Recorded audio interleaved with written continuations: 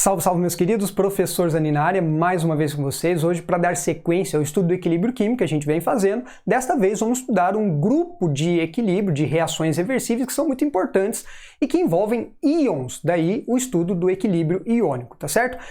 Daqui vão sair alguns conceitos importantes, como o conceitinho de pH, muito comum no dia a dia, especialmente nos vestibulares e no Enem, tá certo? Então, só lembrando, nós vamos estudar algumas reações reversíveis, ou seja, alguns equilíbrios químicos que especialmente envolvem íons, só isso, nada a temer, tá certo? Bom, existe uma condição especial para que a gente faça esse estudo, é que as espécies que estão em equilíbrio sejam, as substâncias que sofrem o processo de formação desses íons, sejam eletrólitos fracos.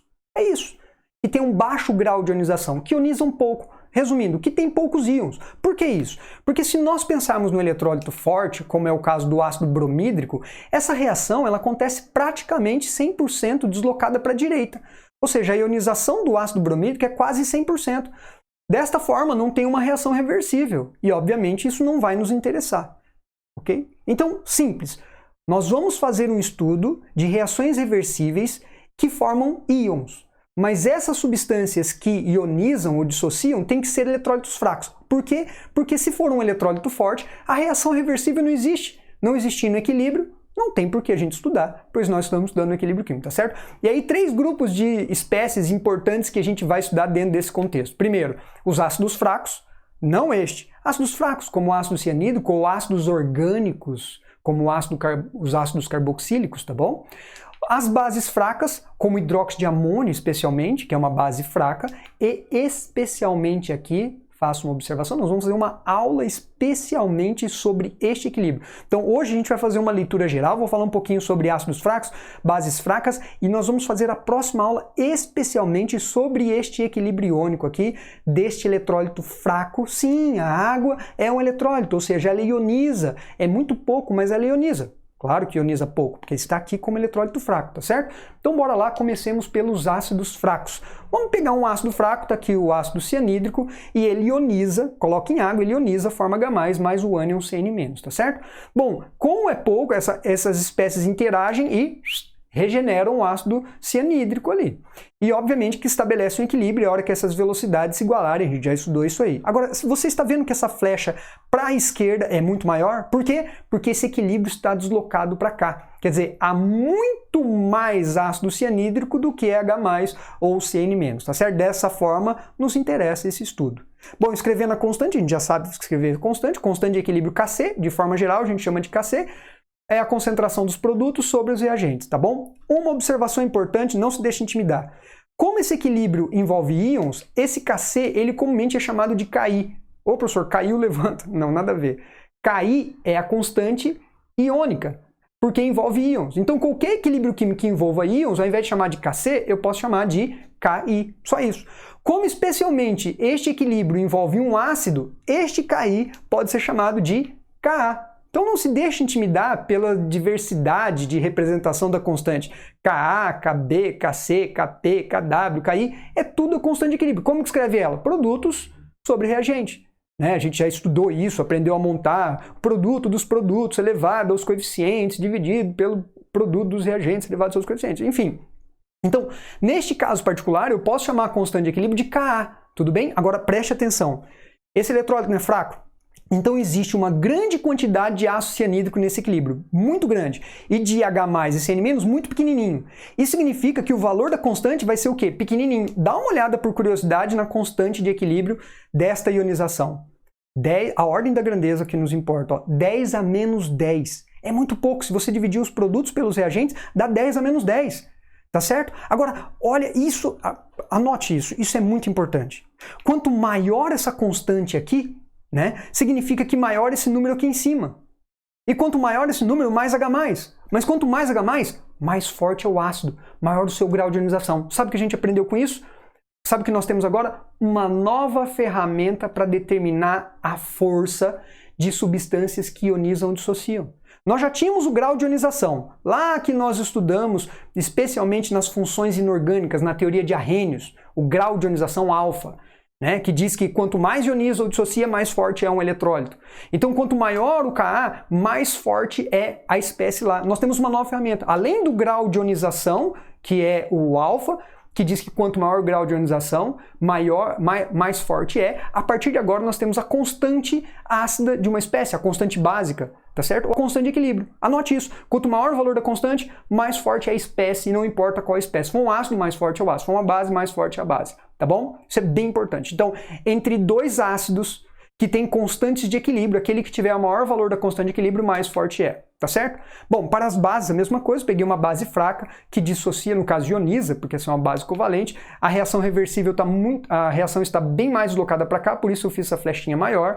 Consequentemente, montando a constante, nós podemos chamar de Ki essa constante de equilíbrio Kc, porque está em função das concentrações, mas desta vez, adivinha como a gente pode chamar essa constante? Pensa. Kb. Lembrando, mais uma vez, como o equilíbrio está muito deslocado para a esquerda, então a concentração da base na forma não ionizada é muito maior do que os dos íons, inclusive da hidroxila. Consequentemente, essas constantes terão valores pequenos, como, por exemplo, 10 a menos 4, 4 vezes 10 a menos 4, do hidróxido de amônio a 25 graus. Tá certo? Mais uma vez, não esquecendo, olha, é tão importante que eu estou reforçando isso. Quanto maior o valor da constante, nesse caso Kb, maior a força do eletrólito, neste caso, maior a força da base. Então, entre duas bases, aquela que tiver a maior constante, mais forte ela é, tá certo? Para ácidos, especialmente, que são polipróticos, que tem mais do que um hidrogênio ionizável, cuidado, porque cada vez, então imagine o ácido sulfídrico aqui, tá vendo que ele tem 2 hidrogeninhos? Então ele ioniza uma vez, libera o H+, ionização parcial, a gente aprendeu lá nos ácidos. Nas funções inorgânicas tem uma playlist lá de ácidos onde eu falo um pouquinho sobre ionização parcial. Então, primeiro, esse ácido ele ioniza liberando o H+, e mantém o outro na estrutura. Então, quando ele ioniza esse primeiro H+, estabelece um equilíbrio aqui. Portanto, existe uma constante aqui, que eu vou chamar de Ka1, que é a constante ácida 1. Mas ainda tem hidrogênio aqui, então essa espécie ela vai ionizar também e liberar o segundo H+. E vai, obviamente, ocorrer uma segunda constante. Uma observação importante, anote isso. Ka1, ou seja, a primeira ionização de um ácido, ela é muito grande comparada às outras ionizações, a ponto das próximas serem praticamente desprezíveis. Então, a primeira ionização é mais forte do que a segunda e assim por diante, isso é bem importante. Então você tem lá o ácido fosfórico, tem 3 hidrogeninhos, então ele tem 3 ionizações, tem 3 constantes ácidas, K1, K2, K3. A K1 é absurdamente maior do que K2, que é maior do que K3, tá certo? Se a gente somar essas equações, né, perceba, produz HS e consome HS aqui. Cortando isso aqui, a gente tem a equação global, ou seja, a ionização total do ácido sulfídrico. E, obviamente, que eu posso escrever uma constante para isso. Essa constante, a gente aprendeu lá na primeira aulinha de equilíbrio químico, ela nada mais é do que o produto das constantes das etapas, ou seja, das ionizações parciais. 2 informações importantes para a gente seguir o baile aí à frente, beleza? Tudo bem? Tranquilos? Bom, tem um rapazinho que estudou muitos equilíbrios que envolvem íons, nosso amiguinho Ostwald, ou Oswaldinho para os índios. Então, nós temos uma lei, né, traduzida numa expressão matemática muito importante. A minha sugestão é que você sistematize ela, talvez seja necessário para resolver algum problema. E aí, esse senhor aqui, o nosso amiguinho Ostwald, ele descobriu o seguinte. Eu vou colocar aqui uma equaçãozinha química, tá aqui o ácido cianídrico em água sofrendo processo de ionização, que a gente usou lá atrás, tá bom? Ó o copinho aqui com ácido cianídrico, um frasquinho, nosso copo do químico chama-se Becker, né? Tá aqui o nosso Becker com ácido cianídrico, tá bom? Bom, a pergunta é, vai aqui, ó. Lei de diluição. O que é diluir? Diluir é fazer o quê? Diluir é aumentar a quantidade de solvente. No caso, como o solvente aqui é água, é adicionar água, tá certo? Então, se eu adicionar água aqui, eu estou diluindo. Então, vamos tentar entender o que esse cara quis dizer. Lei de diluição de Ostwald, a famosa lei de diluição de Ostwald. Tem 2 aspectos importantes aqui, um aspecto qualitativo e um aspecto quantitativo. Quer dizer, o que significa essa lei, teoricamente, e quantitativamente para que ela serve, entendeu? O que ela permite determinar? Isso é bem importante. Ela vai ser uma ferramenta importantíssima para a gente fazer 3 coisinhas. E eu vou mostrar, nós vamos fazer exercícios. Separei 3 exercícios para fazer com vocês. Aguarde aí.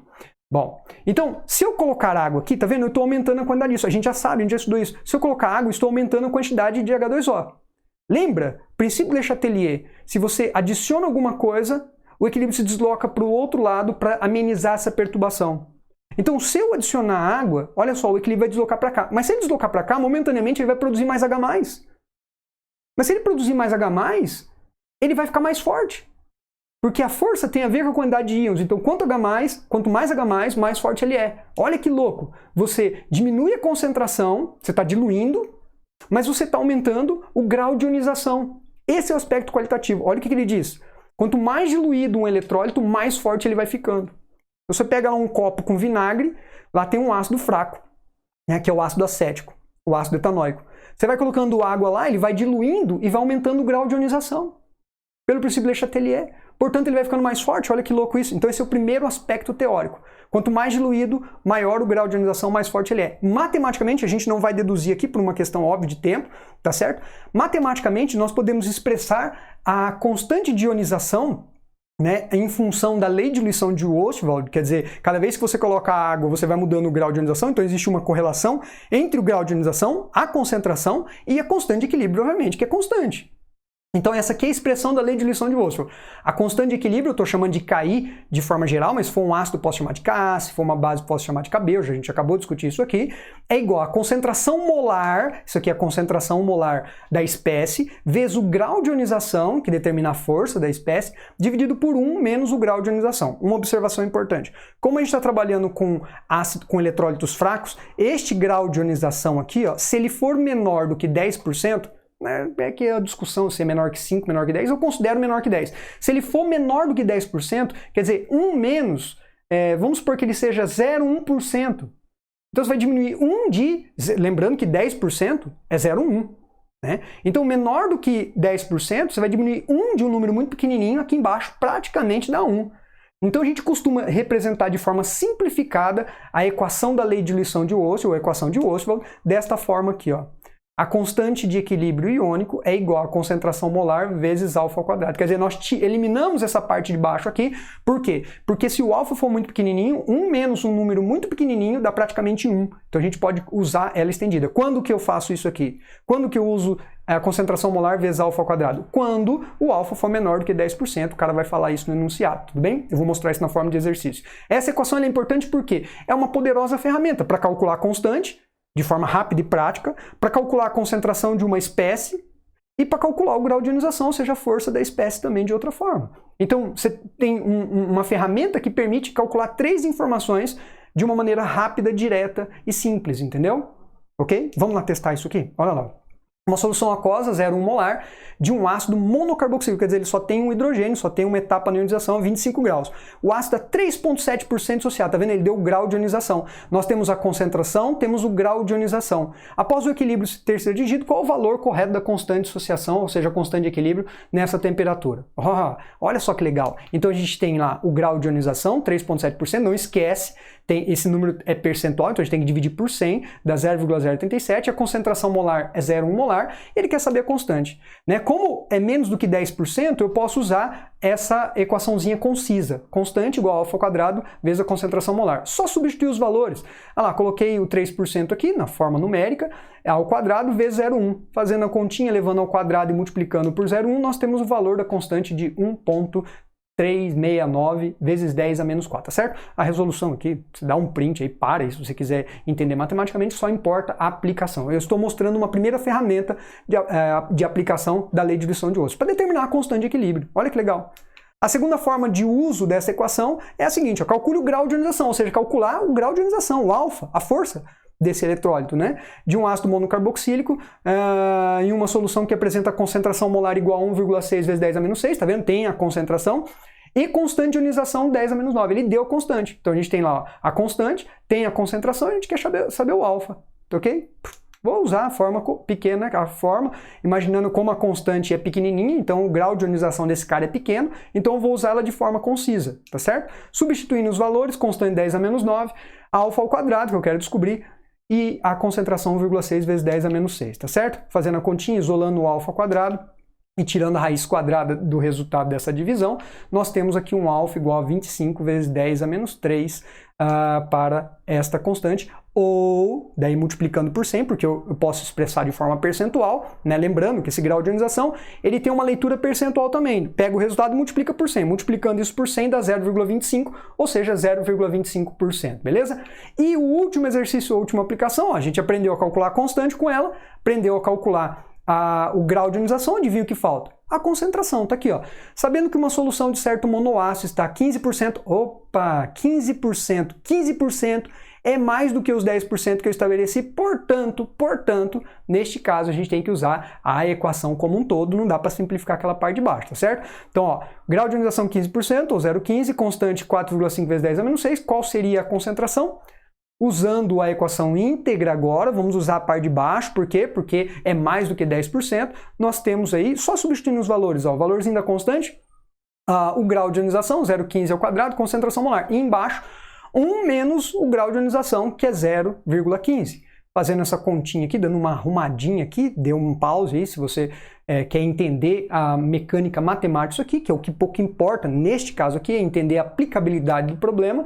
Nós temos aqui que a concentração molar, isolando ela, 3,825 vezes 10 a menos 6 sobre 0,0225. Fazendo essa continha, a concentração molar aqui é 1,7 vezes 10 a menos 4 mols por litro, tá certo? Então aqui nós vimos não só o conceito teórico, qual é o conceito teórico da diluição de Oswald? Quanto mais diluído, ou seja, menor a concentração, maior o grau de ionização, maior a força desse eletrólito. E o aspecto quantitativo, que serve para calcular a constante, serve para calcular o grau de ionização e serve para calcular a concentração. Isso aqui é uma ferramenta importante para a gente estudar, por exemplo, hidrólise, especialmente a hidrólise, porque lá a gente precisa eventualmente desse alfa, ou da concentração, ou dessa constante, e a lei de diluição de Oswald pode nos ajudar, beleza?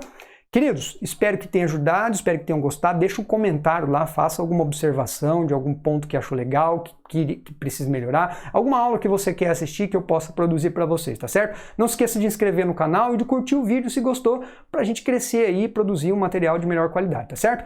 Tchau, tchau, fui!